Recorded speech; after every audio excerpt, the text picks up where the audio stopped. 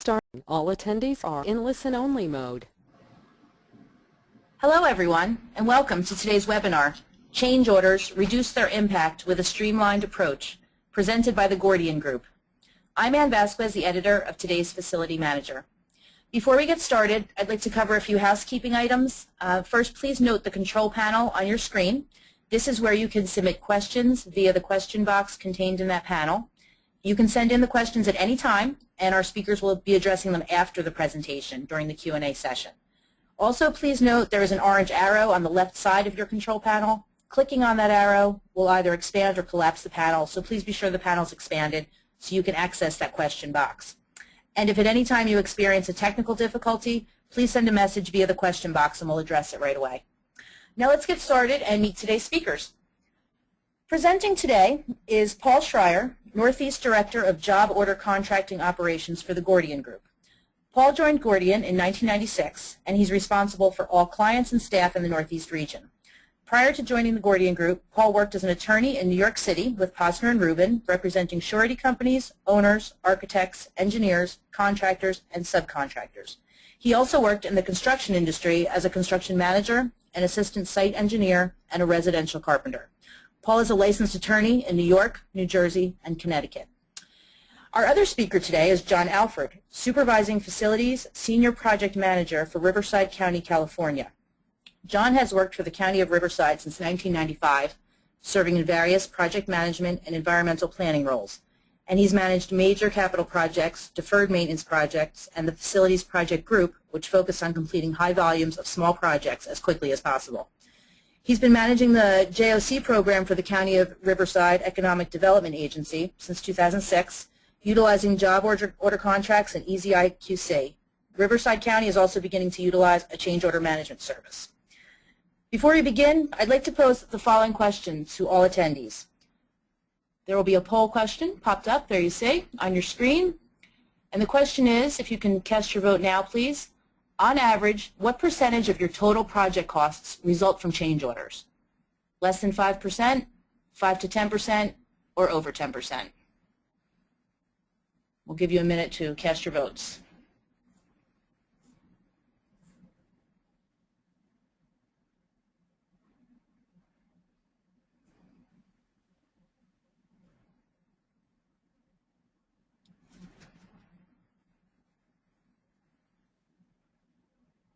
Okay, so 50% of you voted 5 to 10%, with the even split between less than 5 and over 10. Okay, so thank you very much. Well, let's welcome Paul Schreyer. Paul?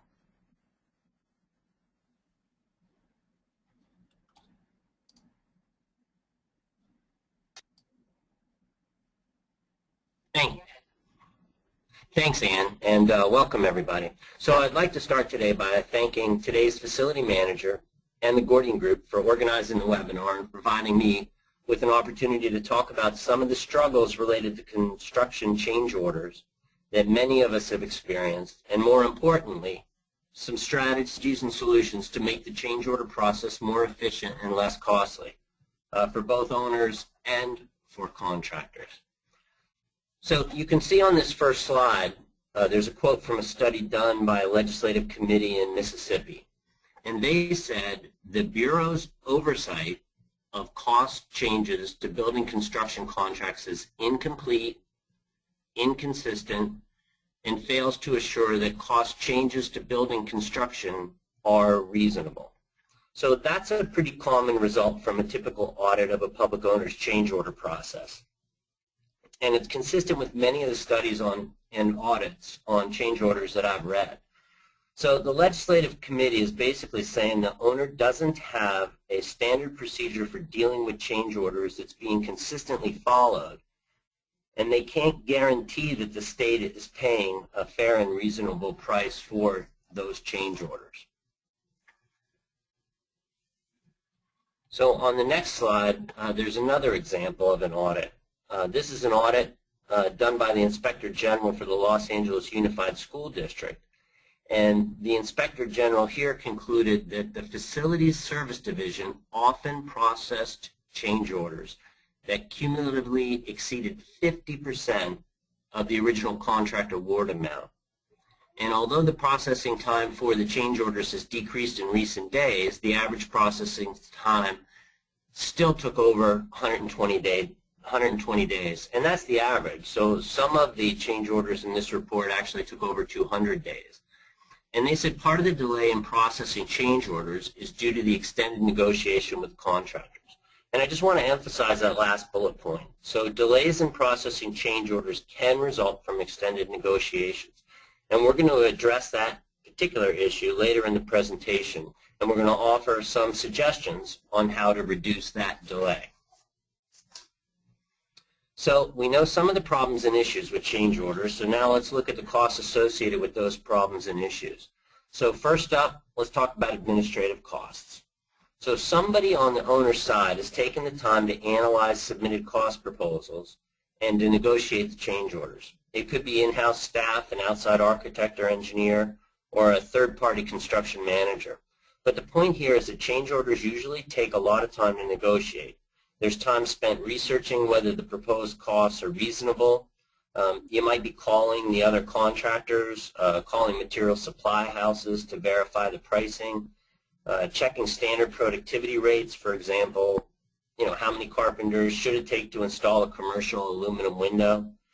And there's a cost associated with spending all that time on change orders. Whether it's in-house staff or you're paying somebody else to do it, it's still an out-of-pocket cost. So sometimes change orders can delay a project, right? So for example, let's say you're excavating the foundation for a new building and you find unanticipated soil conditions. Now the engineer's got to decide what to do. Increase the size of the footings, the depth of the slab, or maybe excavate and replace unsuitable material under the slab. And then the engineer's got to prepare a design for that change. That could cause a delay.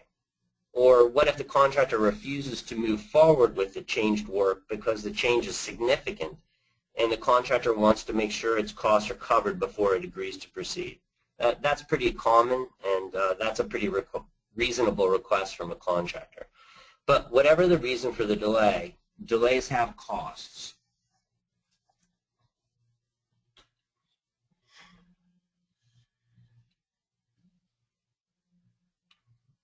And besides the administrative costs and delay costs, there's other impacts from change orders. For example, delays in paying contractors, subs, and suppliers. Nobody wants to work on a project when they're not getting paid. That can create a whole other host of issues for the project. Number two, delays in realizing the benefits of the project. That could be an elementary school that you're not putting into use, or it could be a commercial property that you want to start collecting rents. So delays on the project have actual dollar value costs associated with it. Or number three, you might be overpaying for the change order work. I saw a report, was published several years ago. It was called the Claims Prevention and Resolution for Public Works. And in that report, 57% of the owners surveyed said they overpaid a contractor on a change order just to keep the project moving. So it's a pretty significant impact. So let's look at some typical contract language for dealing with pricing change orders. Most standard construction contracts have a clause that lay out a framework for pricing change orders. These are some typical provisions. You can fix labor costs at prevailing wage rates. Sometimes projects are federally funded and use Davis-Bacon wage rates. You can affix equipment rates to industry standards, such as the Green Book. Most contracts fix the markup for a contractor's overhead and profit, say 10% overhead, 5% profit, and they sometimes fix the markup for subcontracted work, and that markup is typically lower, let's say at 5%. So all those clauses are good, and they help to reduce some of the confusion about pricing change orders, but they really only get us part of the way to a solution. So here's an example of a change order clause from an AIA form of contract. And it basically says the owner can make changes, and then the parties have to negotiate the cost of those changes. at the end of the day, if you're using this clause or a similar clause, you're going to have to negotiate every single change order. And one thing to note is the preface at the beginning of the clause, which I only summarized here. But it basically says, if the parties don't have preset unit prices, then use this clause. So having preset unit prices appears to be a possible solution, and we're going to get to that in a couple minutes. So if you look at the left side of the page, you can see where I wrote down some typical questions an auditor will ask when reviewing documentation for a change order. Auditors are going to ask, are the number of labor hours appropriate? Is the price for materials reasonable? Was the equipment used for the change order work 100% of the time? Was it idle part of the time?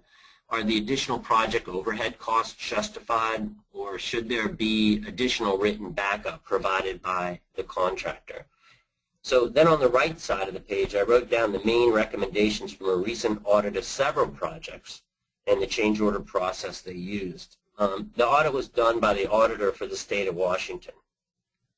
And the auditor said the owner should provide a basis for pricing labor, equipment, materials, and fixed markups.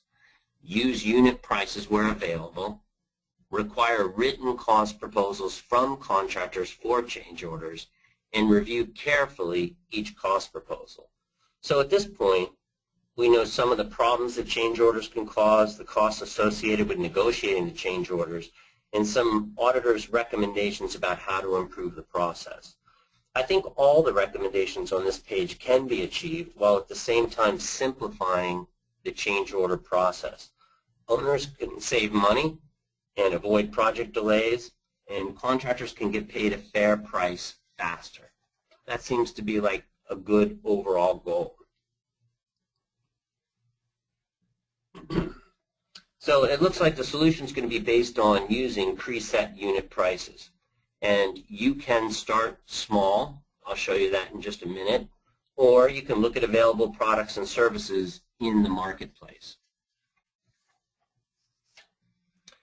Using preset unit prices for change order is the #1 recommendation from auditors.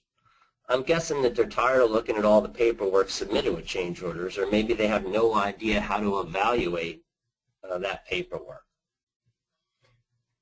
Is that a good price for those materials? Does it really take plumbers 42 hours to do that piping work? Was the backhoe used the whole time? So here's a quote from a recent audit by Montgomery County, Maryland. They said a government can control the cost of change orders by specifying unit costs for labor and materials in the original construction contract.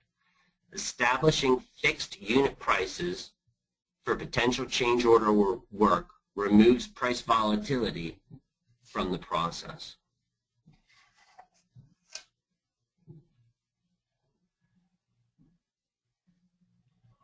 So for preset unit prices to be useful, they have to include the direct cost of labor, material, and equipment. Then you can fix a markup for overhead, and the unit prices have to be calculated using local labor, material, and equipment costs. That's the only way to get a fair and reasonable price for both the owner and the contract. So prices for certain materials such as concrete, asphalt, crushed stone, gravel, and dump fees, they vary greatly from city to city. Think Miami, Florida versus Chicago, Illinois, or even Buffalo, New York versus New York City. The prices vary. So the preset unit prices that you want to use have to be based on the local market where the work is actually going to be performed. So one simple way to get unit prices for change order work is to have the contractors bid the contract using unit prices. The owner provides estimated quantity, and the contractor fills in the unit prices. And I just presented here an actual unit price bid from a contract in New Jersey. So the low bidder is always identified by multiplying each line item on the bid form. That's estimated quantities times the unit price and adding them all up. So if there's change orders during this project involving those tasks, the contract generally says that the competitively bid unit prices to pay for that work will be used. And in that case, there's really no negotiation. The change order process, as far as pricing goes, should move along pretty quickly. So here's another example of that approach. And you can see it's pretty straightforward. There is, however, one potential drawback. If you've ever reviewed bid tabs like this one, you're generally going to find a wide range of prices for some of the tasks. So if you're the owner and you end up using those unit prices for the change order work, you're not always guaranteed to pay the lowest or even a reasonable price for a particular task. So if you look at that page in particular, look at item number 8 or item number 10. You can see that there's a big price variation for what looks like a pretty straightforward task. But all in all, this is one approach to fix unit prices at the beginning of the contract, and it does eliminate a substantial amount of the time and administrative costs required to negotiate change orders. Maybe it's something that you want to try. Have the contractors bid unit prices. So no matter how you get there, the benefit of using preset unit prices are pretty clear. It's a straightforward process. It will save you time. It will save administrative costs, and it can minimize your project delays.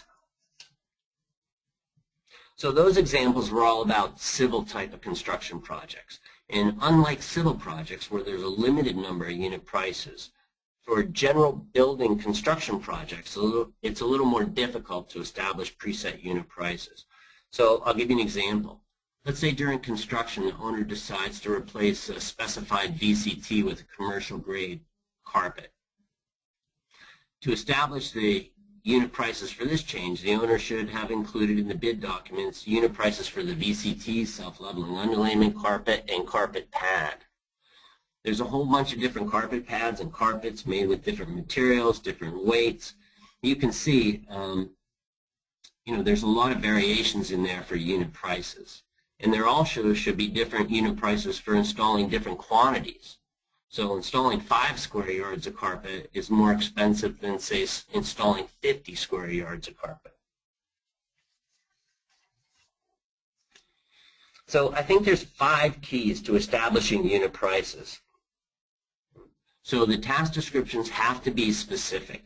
The unit prices must be based on local labor, material, and equipment costs. Must include unit prices for demolition. They have to take into account varying quantities. And the unit prices have to be kept up to date. So a lot of people have discussed whether you could use a general estimating guide to fix the unit prices. And that's possible, but my experience is that that approach can lead to several problems. So the descriptions in a general estimating guide tend to be pretty generic, and there's a lot of room for confusion about that. And those prices are generally based on national average pricing, so they don't take into account a lot of the variations you find with locally priced materials such as concrete, asphalt, dumpsters, etc. And a lot of times those guides don't take into account variations in quantities where you're going to reduce the unit of measure or the unit price when you get into higher quantities of the work. All right, so as a result, using a general estimating guide might not be the best result. So one option for experimenting with preset unit prices is to start small, and over time build a library of common tasks for the type of construction that you're involved with. So if you work for a K through 12 school system, let's say, you can start by building a library of unit prices for the most common tasks: classroom lock sets, classroom doors, standard lighting fixtures, ceiling tile, painting, and you can include those unit prices in all of your contracts and use them to price the change orders. Now let's take another example. So let's say you work for a Department of Public Works and you do the same work over and over again. In this case, you're getting the same unit prices bid all the time, so that's going to help you build a good library of unit prices. All the State Department of Transportations, they bid all of their work using unit prices, and most of them track what they call the average weighted bid prices. And that's a good resource to start building a library of unit prices to use for change order work. So One thing to be aware of is that if you start small and the database starts to grow in size, it's going to become more difficult to keep the prices up to date and harder for the contractors to prepare price proposals using the expanded number of unit prices. You know, I get monthly reports really that show the changes to standard construction materials such as copper, steel, lumber, drywall. They change every single month, and it's never constantly up or down. You know, it always changes, so it makes it more difficult to keep your unit prices up to date. You know, there have been a lot of advances in localized unit pricing data in integrated web-based applications for building cost proposals. And that might be something that you want to consider looking at for the change order process. So here's a sample from a unit price database calculated using local labor, material, and equipment costs. And from this particular slide, you can see how detailed it is. You know, for each task, there's a unit of measure, in this case, square foot. There's a pretty accurate task description. And then there's, on the right-hand side, you can see there's a price to install the particular unit, and that price would include labor, material, and equipment. There's also a price to demolish that. And then under the individual task, you can see these things called quantity modifiers, and they're going to decrease or increase the cost based on the quantity that's actually being installed. So here's another example, same features. There's good task descriptions, unit of measures, and quantity discounts. So if you're dealing with a growing number of unit prices, you should explore the possibility of using a web-based software application.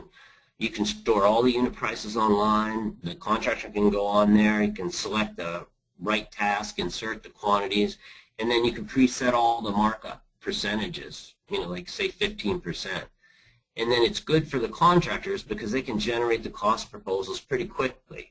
They can go online, prepare the cost proposals, submit them electronically. The owner can actually review them online, and the contractor can't change any of the unit prices or the fixed markup. And the final cost proposal is pretty easy to audit. So on this next slide, I just gave you a screenshot of one of these online web-based applications. So you can see there it's pretty easy to use. All the tasks are there. You can select them and just stick in the quantities, and then the program actually does the math. So here's what a cost proposal for a change order would look like. And you can see, using this type of system, all you really have to focus on is, did the contractor select the right task, and is the quantity correct? So, okay, that's the right door, there's 5 of them, you know, and it's done. So there's really no negotiation when you use this type of system. So to summarize, you know, dealing with change orders is expensive. Change orders delay projects. The #1 recommendation from all the audits that I've reviewed have said you should try to preset the unit prices. And to do that, you can start slow, develop your own library, but developing and maintaining a growing database can be difficult. So consider online applications to improve the accuracy and save some money. So thanks very much for the opportunity to participate in this webinar. You know, I hope I gave you some things to think about and maybe some solutions to try. And at this point, I'd like to turn it back over to Ann. Thanks, Ann. Thank you, Paul. Okay, now we're going to have another poll question before we have our next speaker, and we'll have that poll question up in a minute. Here you go. And attendees, we'd like to ask you to cast your vote for this question. It's, what is the greatest impact from change orders for your organization? Just choose one. Is it determining who is responsible for the change, administrative time and cost to negotiate change orders, cost of change orders, project delays, audit or review of change orders? What is the greatest impact?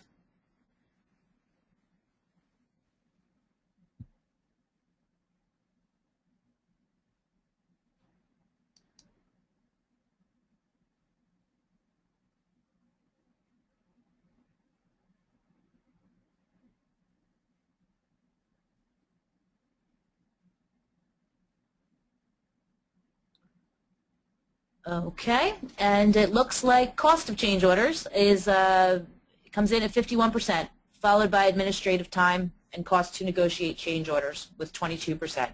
But cost of change orders is the leader there. Thank you. Okay, now we will hear from John Alfred, Supervising Facilities Senior Project Manager for Riverside County, California, and he'll speak about his experience with change orders.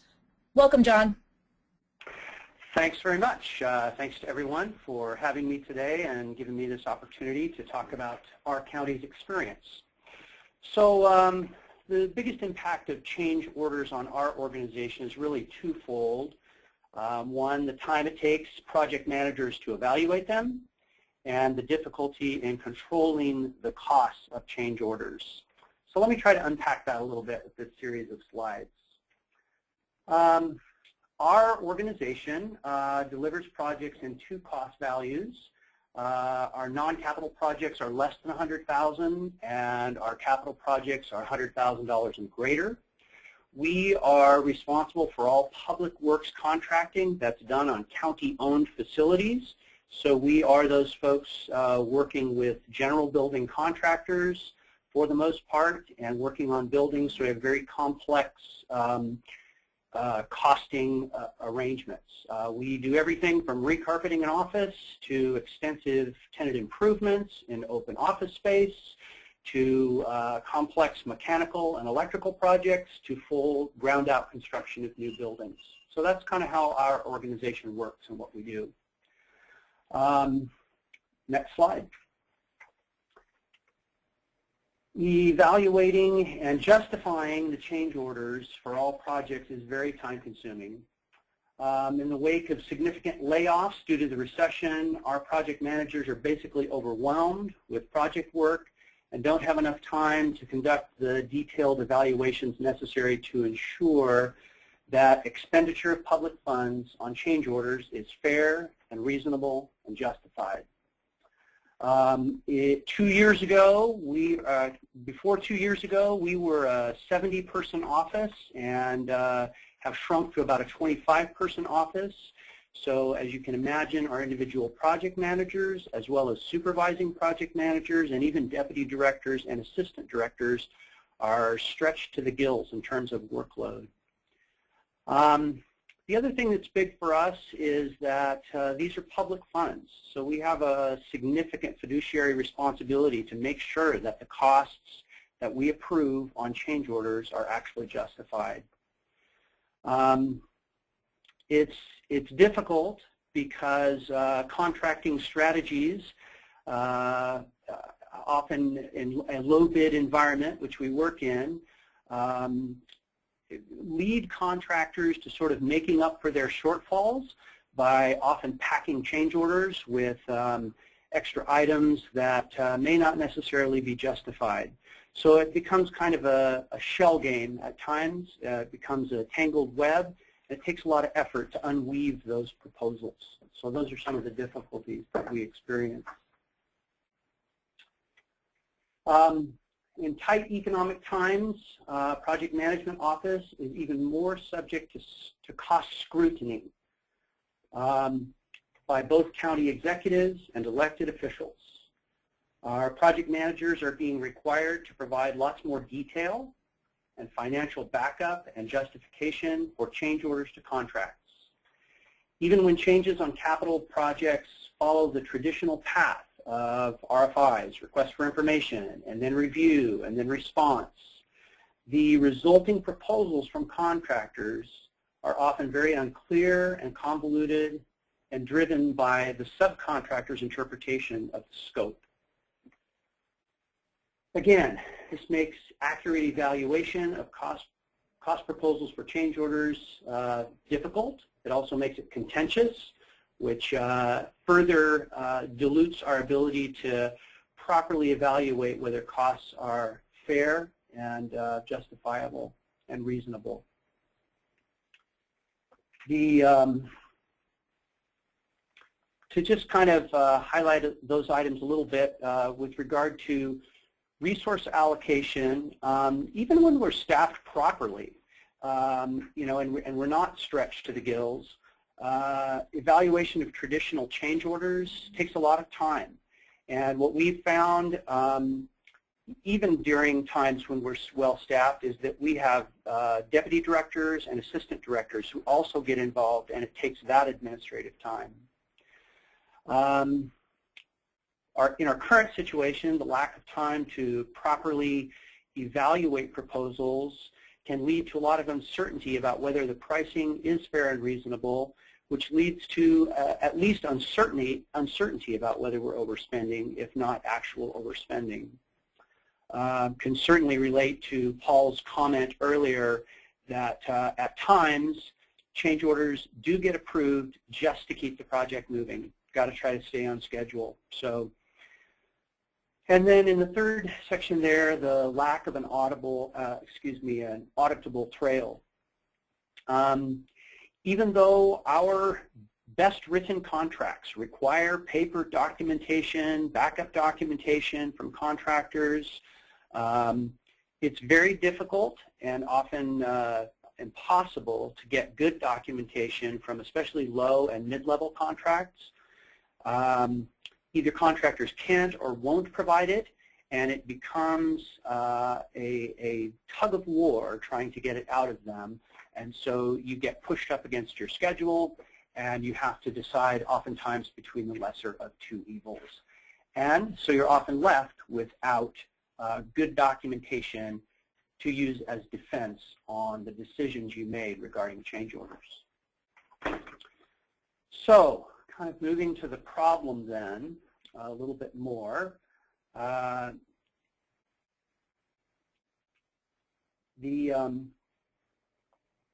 What we're trying to do is, with this increased cost scrutiny, I talked about it a little bit, county executives especially are looking into how we approve change orders and how we build those.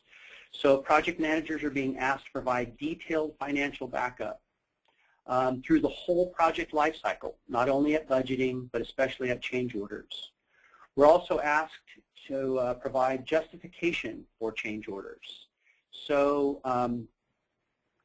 the question becomes, is the work you're paying for really an extra? And when you're weeding through less than quality backup documentation on change order proposals, it can be difficult to determine that. Even when the changes, as I mentioned earlier, follow the traditional path of RFIs and reviews and response, the applicable details to the changes can kind of get lost, and it makes it difficult to evaluate. The resulting proposals from contractors, again, are often very unclear and convoluted. So given the difficulty to accurately evaluate costs of change orders, we need to find a new way to do things. So we are trying to mitigate those risks by implementing a pilot program in the change order management system, COMS. As a bit of background, our office has been using job order contracting since 2006, and we've been using EasyIQC since 2011. Our experience with both of those systems, but especially EasyIQC, has led us to believe that fair and reasonable costs for construction contracting can be achieved. Within EasyIQC, there are factors that are close to 1, and we've experienced 2 main advantages with that. One is the ability to get a project into construction faster than the traditional design, bid, build methodology we use on our capital projects, which means, of course, that we complete projects more quickly as well.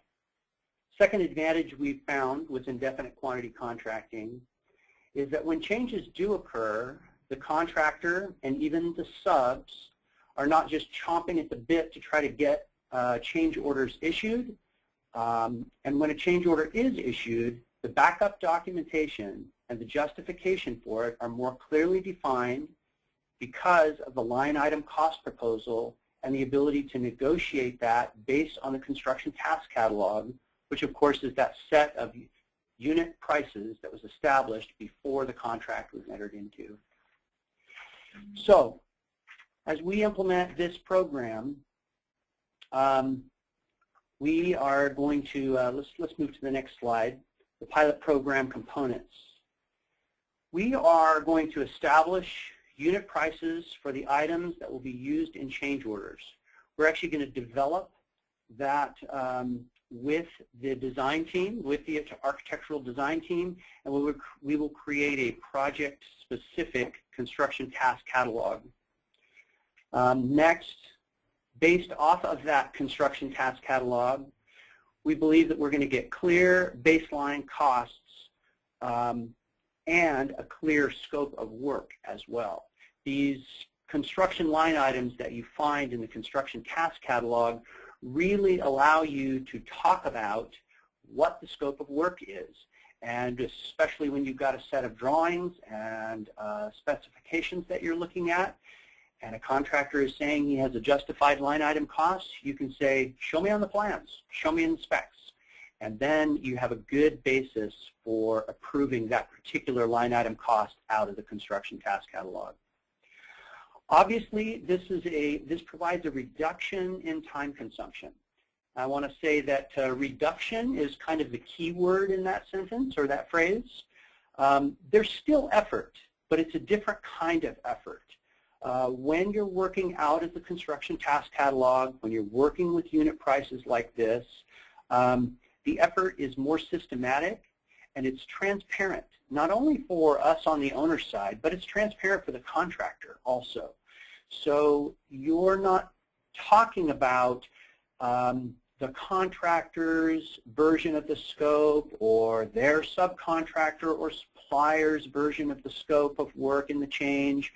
You're talking about what the CTC describes it as. So it creates a solid baseline from which to negotiate. And last, of course, is cost control. You can see when you have a detailed proposal that's based on line item costing where the heck the costs are coming from and what they're made up of. So it really helps you with that cost control. So to kind of summarize where we're at, the County of Riverside was definitely feeling the impacts of change orders. We are also feeling, especially in this tight economy, an increased level of scrutiny regarding costs, both from an executive level and from our own sense of doing the right thing as stewards of public funds.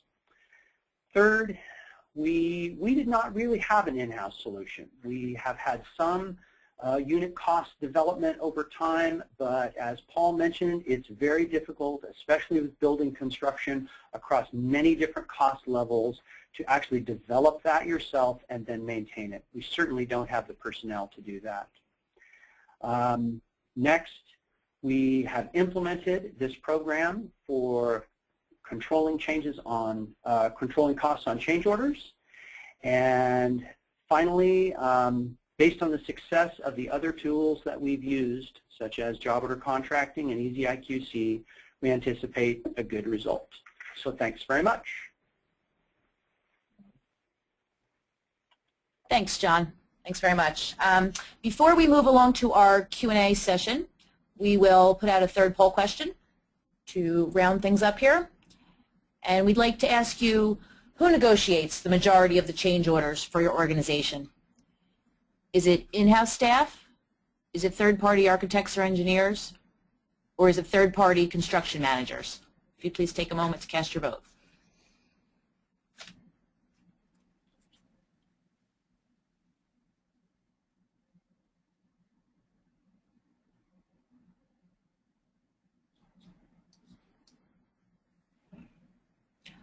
Okay, a little more than 3/4 of you say in-house staff. So thank you for sharing that. So that concludes the presentation portion of the webinar. And Paul and John will now answer many of the questions that have been submitted during their presentation. Also joining us for the Q&A is Greg Hansen. He's the Vice President, New Business and Product Development for the Gordian Group. So we'll have 3 people on hand to answer some questions that have come in, and please feel free to continue sending them. If we don't get to all of your questions, somebody will address them via email afterwards. So if we don't get to your question, you'll hear something afterwards. Okay, first let's start with John. We have some questions for you. And you mentioned you didn't have an in-house solution to manage change orders. So in going into this pilot program with the change order management system, did you have any objections from your board about the pilot, about taking on the pilot? So the short answer is no, but I think that there has been sort of a progressive introduction of this kind of work to our executive board and executive management. So they've had several years to warm up to the idea,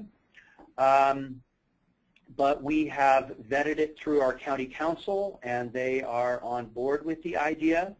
So the short answer is no, we've not had it, but we did take the time to sort of build understanding and of the indefinite quantity contracting tools, and so that people are used to it as a means of solving problems prior to us actually implementing the change order management program. Does that answer the question? Yes, thank you. And then just kind of dovetailing with that, just wondering, someone else had asked if you had any feedback from contractors, when considering the pilot. Obviously, they have a big part in this topic, so just wondering if you had any feedback from them as you were considering it or as you introduced it. Yeah, as a matter of fact, our deputy director of our agency, he definitely flew the idea past several larger scale contracting firms as he was trying to wrestle through, how do we get to a place where change orders aren't so excruciating? And when he ran this idea past a number of general contracting firms, one of the things that they liked about it most is it also will keep their subcontractors on the hook for the same approach. So in our contracts, we require that the general contractor with whom we have a contract enters into the same agreement with subcontractors, and so they're subject to the same requirements. And so they actually were quite excited about the idea of not having to, try to ferret out what's real and what's not with subcontractor proposals. So our initial response from the contracting community has been at least openness, if not, a level of excitement even about using this tool. Okay, great. Thank you, John.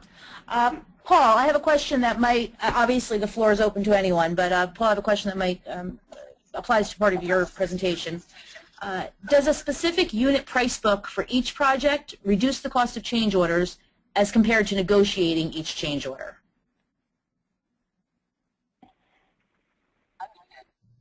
Right, so we're still early in the process of validating this solution that we're talking about, so I don't think that there's a lot of historic data. What I will say conclusively is that using the preset unit prices are definitely going to reduce project delays, and they're definitely going to reduce the owner's administrative costs and the contractor's time in getting to what I would call a fair and reasonable price for the change order. But part of the problem in doing that analysis is if you're using preset unit prices, then you don't actually have another cost to compare it to, right? You're pricing the change order using the unit prices that everybody agreed to at the beginning of the project. So there's no real analysis after the fact about, well, what if we didn't use unit prices, how much that would have cost. But I'm sure as this type of solution rolls out and more owners are going to use it, then we're going to get a lot of historical data, and I suspect that it's going to come pretty favorable for all parties. Okay, great. And Paul, this is another one on unit prices, and maybe for John too. I don't want to neglect anyone. Are unit prices submitted with the base bid, or perhaps 1 hour following, as alternate bids sometimes are? I think the main approach that we're talking about now, and what John has described for Riverside County is that as part of the bid documents, the owner is actually publishing the preset unit prices. So at the time of bid, the unit prices are actually part of the bid documents, and all the contractors bidding that job know that if they have change orders, it's going to involve some those preset unit prices. That's how they're going to price the changed order work. So it's going to be part of the bid documents as it goes out. If the contractors are submitting the unit prices, then they can all submit different unit prices, and you won't know what they are until you select the low bidder. Okay, thank you. Here's a question about the Riverside County pilot, John. Somebody's asking, was there a lot of work required, or legwork required, to modify your construction contracts to include appropriate language regarding unit pricing for change orders? I guess that goes along with what did it take to implement it overall? Yeah, there was definitely some work with regard to modifying the documents. I was involved in most of that. So what we did is took our standard general conditions for a construction contract, and we went through the entire thing. And if other public agencies or anything like ours is 117 pages long now or something of that nature, and went through the whole thing and modified it to fit the indefinite quantity contracting model. So there was a bit of upfront work in terms of modifying the documents. Great, thank you. How would you describe, were there any other major areas in terms of implementation regarding, past the contract language? Any other notable kind of areas that required your attention to implement this? Yeah, so I would say two areas. One is education of contractors, and the other is education of our project management staff. So with regard to educating contractors, we have each time we're implementing a new indefinite quantity contracting tool, such as COMS or EasyIQC or job order contracting, we've held contractor outreach meetings prior to our pre-bid job walks so that we can introduce the construction task catalog, we can introduce indefinite quantity contracting to people and give them the freedom to ask, smart questions and dumb questions, and really kind of get up to speed on what the idea is prior to having to compete with that tool. And then with our project management staff, the basics of project management and bidding and proposing are still there, but there are some nuances and some differences. And as I mentioned earlier, there's still effort involved in this, but it's a different kind of effort, and ultimately I think it's both a time-saving effort and a cost-saving effort over the life of the project. But it has taken us some time to show project managers that instead of fighting with contractors near the end of your project over all the unresolved outstanding change order issues, you're instead putting effort in earlier in the project life cycle to actually negotiate for those changes around the baseline construction task catalog, the unit costs that you've already established. So over the life of the project, I think there's definitely effort savings and time savings for project managers, but it's taken them a little while to get used to that. Okay, that makes sense. So let's, another question here. Okay, I'll put this out to whoever would like to take it up. How do you, as a user, deal with the contractor adding many general condition items to the unit price item?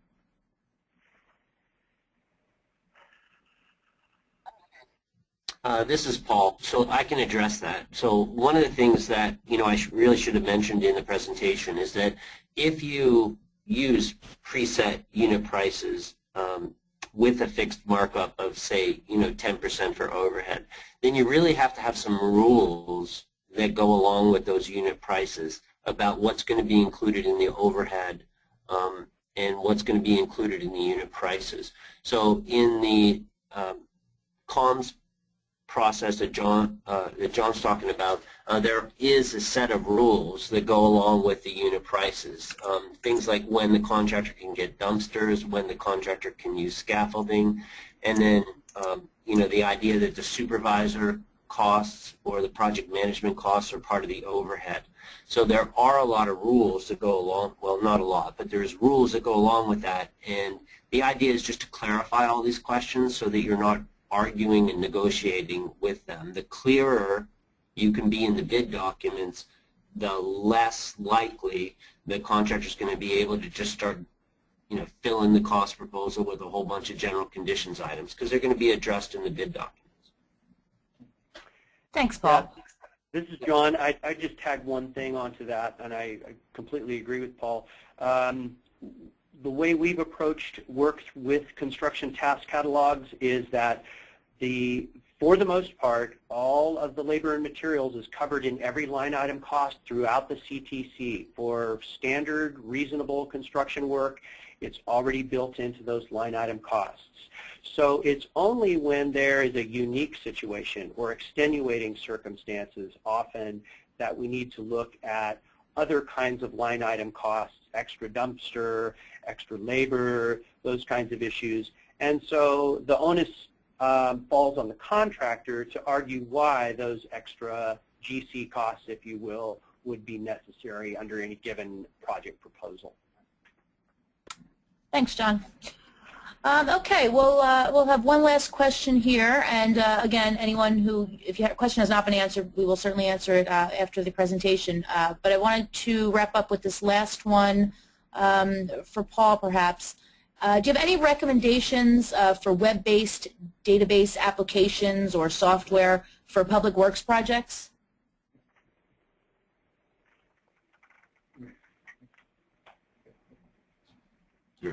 So that's a complete combination of unit prices for a particular project, and there is also a web-based application that goes along with that the owner can use and the contractor can use. And right now, that's the only complete change order management system that I know about. Wonderful. Okay. Well, unless there's any additional comments, I think we can wrap it up here. And again, we'll answer any questions privately that have not been addressed. We thank everyone for their attendance. And thank you, Paul, John, and Greg, for your presentation and insights today. Let everyone know a recording of this presentation will be available shortly on the Today's Facility Manager website, as well as on the Gordian Group website at www.thegordiangroup.com. So thanks, gentlemen. Thanks very much for the presentation, and thanks for attending today, everyone.